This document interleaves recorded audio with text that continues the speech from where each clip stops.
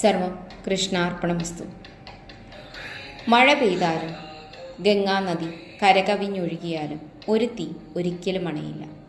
3000 വർഷങ്ങളായി ഒരു നിമിഷം പോലും അണയാതെ കത്തുന്ന ഈ അഗ്നിയെക്കുറിച്ച് നിങ്ങൾ കേട്ടിട്ടുണ്ടോ? ഇതൊരു സാധാരണ തീയല്ല. ഇത് കാശിയുടെ ഹൃദയത്തിൽ ജ്വലിക്കുന്ന ഒരു രഹസ്യമാണ്.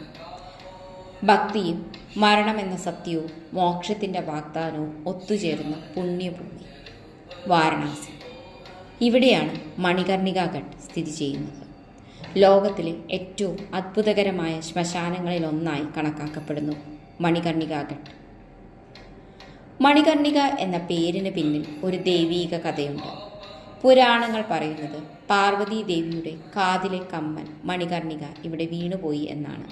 അത് തിരയുന്നതിനിടെ മഹാദേവൻ തൻ്റെ ദിവ്യശക്തി അഗ്നിരൂപത്തിൽ ഇവിടെ നിലനിർത്തി എന്ന വിശ്വാസം.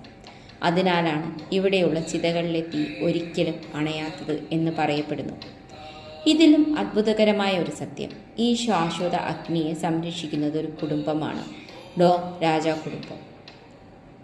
100 കണക്കിന് വർഷങ്ങളായി സ്വന്തം ജീവനേക്കാൾ വിലമതിച്ച് ഇവർ ഈ തീ കാത്തു സൂക്ഷിക്കുന്നു. ഇവിടെ നടക്കുന്ന എല്ലാ ശവസംസ്കാരങ്ങളും ഈ അഗ്നിയിൽ നിന്നാണ് ആരംഭിക്കുന്നത്.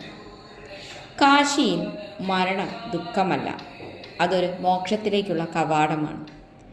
ഇവിടെ വിശ്വാസമുണ്ട്, മരിക്കുന്നവരുടെ കാതിൽ ഭഗവാൻ ശിവൻ സ്വയമെത്തി താരക മന്ത്രം ഉപദേശിക്കുന്നു എന്ന്. അതുകൊണ്ട് കാശിക്കാർ മരണം ഒരു ഭയമായി കാണുന്നില്ല, ദൈവവുമായി ഒന്നിക്കുന്ന ഒരു മഹോത്സവമായി കണക്കാക്കുന്നു. മഴ പെയ്താലും ഗംഗയൊഴുകിയാലും ഈ അഗ്നി അണയില്ല. കാരണം ഇതൊരു സാധാരണ തീയല്ല, വിശ്വാസത്തിൻ്റെ, ഭക്തിയുടെ, മോക്ഷത്തിൻ്റെ പ്രതീകമാണ്. ഇത്തരത്തിലുള്ള ആത്മീയ രഹസ്യങ്ങൾ അറിയാൻ ശ്രീകൃഷ്ണാർപ്പണം ചാനൽ സബ്സ്ക്രൈബ് ചെയ്യാൻ മറക്കരുത്. വീഡിയോ ഇഷ്ടപ്പെട്ടെങ്കിൽ ലൈക്ക് ചെയ്യുക. സർവം കൃഷ്ണാർപ്പണമസ്തു. നന്ദി.